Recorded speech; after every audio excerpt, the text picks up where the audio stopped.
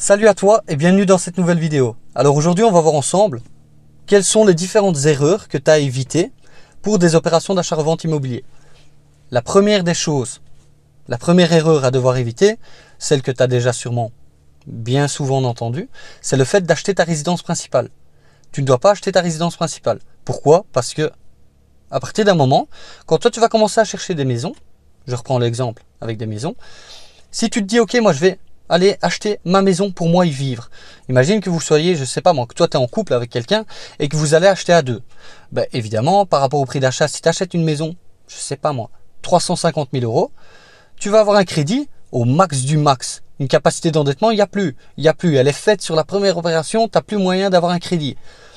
Déjà, si toi tu es dans cette situation-là, que tu as acheté ta résidence principale, ce que je te conseille, si tu veux la garder, c'est de te tourner vers une stratégie d'association immobilière.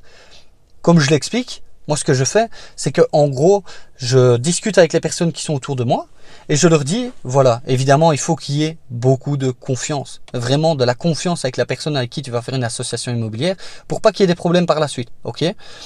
Je te conseille donc de faire toujours un contrat écrit qui dit bien répartition des rôles, répartition des bénéfices, ce que chacun y fait. Toi, tu présentes ça comment? Tu dis aux personnes, voilà, moi je m'y connais dans l'immobilier. Évidemment, si tu t'y connais, va pas raconter n'importe quoi et va pas te lancer sur des projets où au final tu sais même pas si ça va le faire. Ça, c'est ridicule, il faut pas faire ça, il faut éviter. Si tu as les connaissances et les compétences dans un certain type d'opération, tu peux très bien aller autour des gens, enfin des gens de ton entourage, des gens avec qui tu t'entends très bien, ta famille et tout ça, même si avec la famille, ben voilà, de temps en temps tu peux quand même avoir des tensions. Bref, tu leur dis voilà, je m'y connais très bien dans l'immobilier, moi je te propose de gérer toute l'opération de A à Z, et toi, vu que tu n'as pas de crédit, tu as de l'apport pour les frais de notaire, tu les mets, et au final, à la revente, on met tout ce qu'il y a à remettre de côté, tu récupères l'avance que tu as faite pour tes frais de notaire, pour justement aussi le crédit que tu as payé, les mensualités. Le montant de la taxation sur la plus-value, il est mis de côté et la plus-value net, tu la divises à deux. Ça, en gros, ça va te permettre d'avoir un apport pour après savoir te mettre sur un truc un peu plus gros. Si tu développes via ce type de stratégie, ben voilà, tu peux aller et tu peux au final ne pas être bloqué par rapport à ta résidence principale. Tu as d'autres personnes, ce qu'ils font aussi, c'est qu'en gros, ils savent directement qui vont faire une opération d'achat-revente sur leur résidence principale. Comme ça, vu que tu es domicilié dans le bien et que tu restes plusieurs années, tu n'es pas taxé sur la plus-value. Ça, c'est intéressant. Mais ça, c'est à prendre en compte, évidemment. Il faut que tu te dises, OK, il faut que j'ai un prix d'achat qui est intéressant. Ou même, tu achètes un terrain, tu fais une construction d'une petite maison unifamiliale, tu revends un logement tout neuf. Après quelques années, là, la plus-value, elle va être intéressante. Tu comprends? Donc l'idée, voilà, si tu n'es pas encore propriétaire de ta résidence principale, c'est d'éviter de faire cette première erreur. Tout simplement. La deuxième erreur que tu vas devoir éviter, c'est le fait d'acheter des logements neufs via les très chers promoteurs immobiliers. Tu sais, dans ce type d'opération, le seul qui y gagne, c'est le promoteur et les entrepreneurs. Tu comprends, les clients finaux, c'est ceux qui achètent. Ils achètent en fourchette très haute du marché. Ils achètent le plus cher et au final, eux, c'est pas trop grave qu'ils achètent le plus cher parce qu'au final, ce qu'ils font, c'est qu'ils vont rester là habiter pendant 25 ans. Tu vois, pour eux, il y a pas trop de problème par rapport à ça. Si toi, tu viens plutôt dans le cadre d'une opération d'achat-revente immobilier, tu veux rentrer dans ce type d'opération-là, c'est pas intelligent. C'est pas intelligent parce que pour revendre, tu vas même pas savoir récupérer ton bénéfice, tu comprends? Tu vas même pas faire une plus-value, tu vas faire une moins-value. Donc ça veut dire que tu vas perdre dans l'histoire. L'idée, c'est pas intéressant. La seule chose qui pourrait être intéressante dans ce cadre-là, dans le neuf, c'est d'acheter un bâtiment, mais de le garder pour toi, de le mettre à louer pendant des années, et puis après de le revendre. Là, ok, là tu pourrais faire une opération qui pourrait être rentable, mais bon, ça va te demander plusieurs années. Donc voilà, la deuxième erreur qui est à éviter, c'est d'acheter évidemment des logements neufs. La troisième erreur qui est à éviter, c'est le fait de t'écouter toi-même plutôt que d'écouter des professionnels. Tu comprends? Je te prends l'exemple avec moi-même. À mes débuts, je me rendais dans les bâtiments, je me basais uniquement par exemple sur la surface au niveau des mètres carrés, la superficie habitable. Je voyais, voilà, il y avait 150 mètres carrés. Je me dis ok, c'est cool, c'est bien. Et en fait, je remarquais que c'était extramuros, qu'à l'intérieur, tu avais peut-être 30 mètres carrés en moins, tu comprends? Ou que des agents immobiliers me disaient, ouais, ici, on a 180 mètres carrés, alors qu'au final, on remarquait qu'il y avait 140 mètres carrés. Comment je remarquais ça?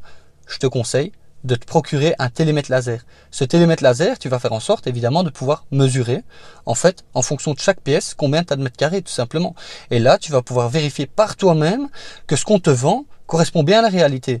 Parce que si dans tes calculs, tu te bases aussi sur le prix au mètre carré et que tu as 40 mètres carrés de moins que ce qui était convenu de base et que toi tu as signé l'acte d'achat et que c'est trop tard, mais tu comprends bien qu'après à la revente, ben voilà, ça va poser des gros problèmes. Ça, c'était la troisième erreur à devoir éviter.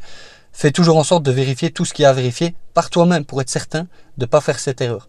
La quatrième des erreurs, c'est d'agir sans autorisation. Je te prends l'exemple avec Namur, tu as une zone Mozan, et bien là-bas, tu sais qu'il y a des bâtiments qui sont classés et protégés. Par exemple, si toi, imagine, tu te positionnes sur un bien, tu n'as pas fait de demande, rien du tout, tu avais prévu de faire des petits travaux, mais de les faire un peu en cachette comme ça c'est pas bien, tu dois éviter, tu dois toujours avoir tes autorisations. Si tu as des choses que tu peux faire, tu les fais, si tu peux pas les faire, tu les fais pas. Je te reprends avec la zone Mozan, tu sais que les bâtiments, tu en as certains qui sont classés, protégés, tu peux pas détruire un mur, tu peux pas détruire une clôture, tu peux pas retirer une clôture, tu peux pas détruire un arbre, tu comprends? Tout ça, c'est à prendre en compte évidemment et tu dois être certain que ce que tu fais, tu peux le faire et que ça va pas. Après, on va pas venir près de toi, on va te dire monsieur, vous avez fait n'importe quoi là. Et là, c'est quoi qui va se passer? Ben, juste le fait que tu vas rentrer dans les problèmes. Et ça, évidemment, c'est à éviter, tu comprends? Donc, fais toujours en sorte d'agir avec les autorisations nécessaires, tout simplement. L'autre erreur que tu dois évidemment éviter, c'est de partir à ta première opération sur quelque chose qui est beaucoup trop gros, beaucoup trop ambitieux. Tu sais, je te comprends, je sais que tu te dis, ok, l'achat-revente, c'est terrible, franchement, c'est vraiment terrible, c'est très bien, mais tu dois faire quand même les choses dans l'ordre, étape par étape, ok, tu montes l'escalier, marche après marche. Si tu montes trop vite et que tu veux directement monter 10 marches, tu vas juste dégringoler l'escalier, tu vas te retrouver au sol, tu vas te dégoûter, tu vas te faire mal, tu vas avoir tout perdu dans l'histoire. Et l'idée, c'est de pas faire ça, tu comprends? Pars sur un projet qui te correspond par rapport à toi, tu vois. T'es pas obligé de partir directement sur une opération qui est très très compliquée, où tu as des surélévations, des grosses divisions à devoir faire, plein d'autorisations à devoir avoir, et au final que tu vas être perdu parce que tu n'auras jamais fait ça de ta vie, tu sais pas comment on fait, tu vas être bloqué et tu vas pas trouver les solutions à tes problèmes. Tu comprends? Ça, c'est une grosse erreur à devoir éviter. Pars toujours sur quelque chose que tu peux faire, que tu te sens de faire, et tu verras que tout se passera bien.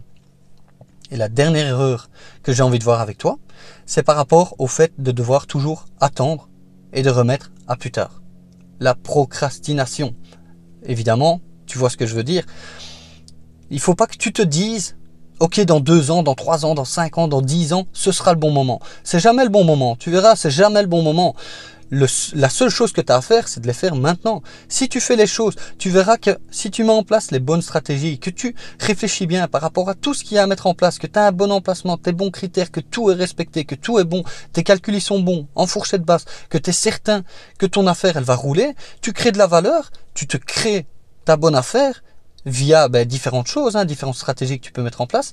À partir de là, tu verras que tout se passera bien. Mais si tu penses à faire ça et que 6 mois après tu te dis ah mais attends, je vais plutôt faire ça, et puis que 2 ans après tu te dis oui mais en fait et si je faisais ça plutôt, tu comprends ce que je veux dire. L'idée c'est pas de tourner en rond, parce que si tu te lances pas, de toute façon tu pourras pas vivre au niveau de l'expérience, tu comprendras pas ce qui se passe, tu comprends? Tu resteras toujours spectateur, mais tu dois passer acteur, tu es obligé à partir d'un moment, parce que si tu fais pas, tu n'auras pas de résultat. Et au final, la seule chose que tu vas gagner dans ta vie, c'est de l'âge. Tu vas juste prendre de l'âge et tu vas dire, ok, je suis de plus en plus âgé, mais au final, tu n'auras rien gagné derrière. Ok, tu auras blindé de connaissances, mais tu sais, il y a une grosse différence entre ceux qui savent et ceux qui font. Je te l'assure que tu as quelqu'un qui fait très lentement, à son aise, va avancer beaucoup plus rapidement que la personne qui sait tout mieux que tout le monde. Tu comprends? Donc voilà, évite aussi de faire ça. Fais en sorte de commencer les choses à ton niveau. Tu les fais comme tu le sens, mais tu les fais tout simplement. Donc voilà, on arrive à la fin de cette vidéo. C'était les différentes erreurs, les différents pièges que tu as évités. Si tu es encore là, je te remercie d'avoir écouté la vidéo jusqu'au bout. Et je te dis à la semaine prochaine pour une autre vidéo. Salut!